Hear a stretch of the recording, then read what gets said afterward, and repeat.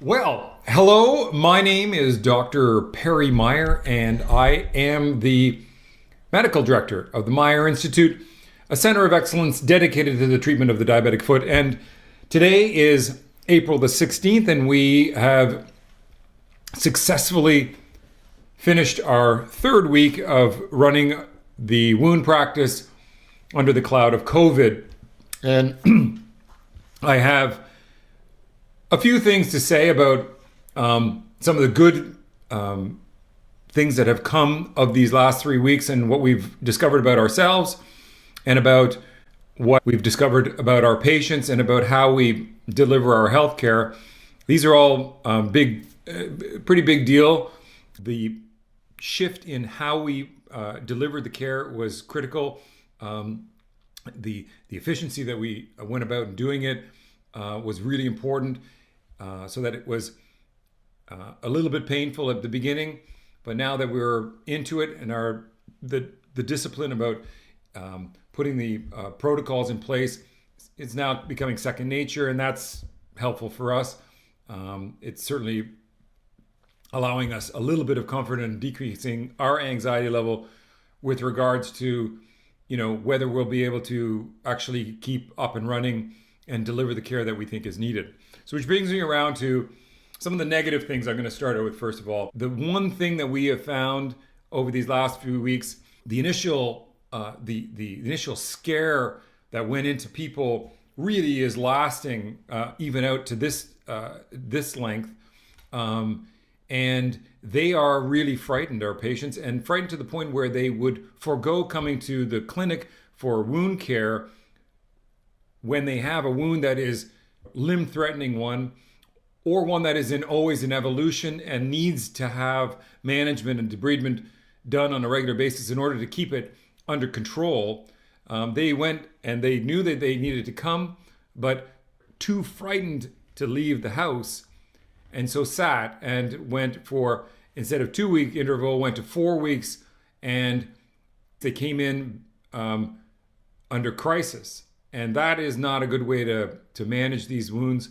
So we're trying to educate our patients about the need to be seen and the lengths to which we have undergone here to transform the practices into as safe a place as can be expected here. I think we're doing some really good things with regards to that. And obviously we're learning all the time, all the updates that are coming from the ministry, the government, the OMA.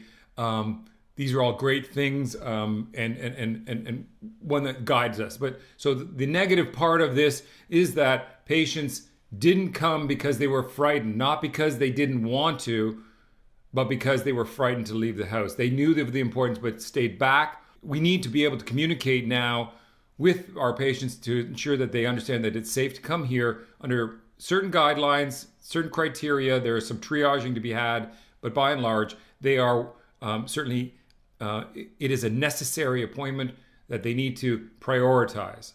Otherwise, they will end up, as many did, in the emergency departments of our hospitals that don't need those people there. So that's the negative thing, and that was really consumed us. We had probably a dozen patients over these past couple of weeks anyways, that presented like that, and that was something that we were really quite concerned about. On a positive note, however, the one thing that we did notice is that those people with, let's say, straight neuropathic wounds who were struggling to heal now are coming in, and particularly this week, now coming in, all of a sudden you see a 50, 60% drop in size and go, wow, what happened? Well, what happened is that they were forced to comply because of COVID. Who knew? In any case, that is a really good thing, and it certainly is good for us to see these patients heal. But for the patient, it solidifies the notion that, oh yeah, Meyer wasn't as crazy I thought he was when he was telling me all the time to get off my foot. So I'm just saying that that's a great thing. It's great for us to see it, but it's great for the patient to understand it and then enjoy the whole process of actually healing the wound and getting on with a normal sort of life, in this climate, if that's possible. But those are a negative, which is a big negative, but the positive is really good. And it's been a good thing to be able to communicate with our patients. PPE business still is ongoing. We're still above water, and we're still have hand sanitizer, Cavi wipes, Cavicide, and gloves and gowns.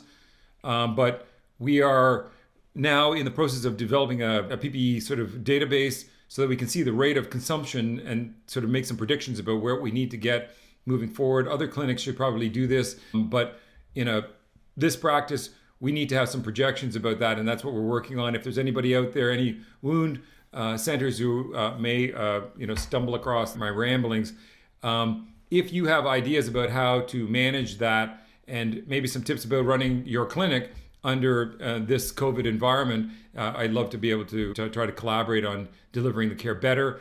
We are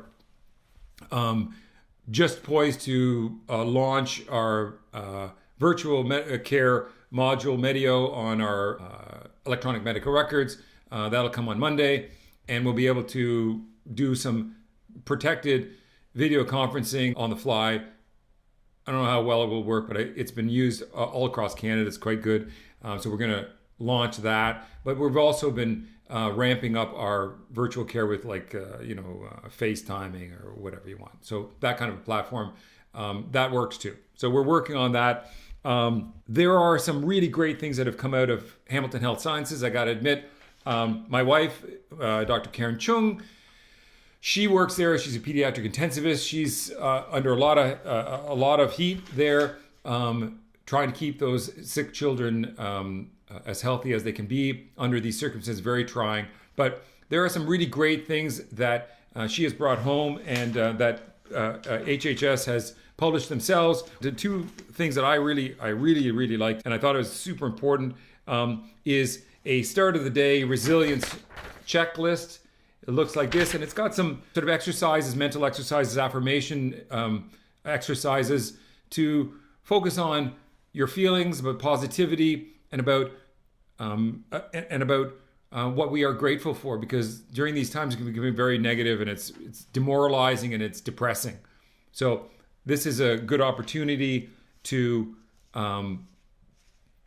review that at the beginning of the day, and at the end of the day, they have a end of the day resilience checklist, and it goes through some similar things, and to be able to understand how to receive gratitude and compliments or praise where we may have brushed it off before, to take it in as a nourishing activity, to replenish our batteries so that we can, carry on and do this stuff for many more months to come. Those are two really great things. I'm wondering, on the final note, about the PPEs. Those surgical masks, so you can't wear those things all day long. You just can't, because the fibers on the inside, they start to lift away. They're not too much, but if you got them on your ears, they start tickling your nose, and that's the thing you're not supposed to. You got to scratch it. What are you supposed to do? How do you do that? Do you get a stick? You're not supposed to. You can't touch it. It defeats the whole purpose. Therefore, I'm trying to find an N95-like thing with a smooth inside that doesn't come off on your nose and make it itchy. Want you to, do that. Don't do that. My name is Dr. Perry Meyer, and I am the medical director of the Meyer Institute, a center of excellence dedicated to the treatment of the diabetic foot, saying thank you for all of your encouragement and your support.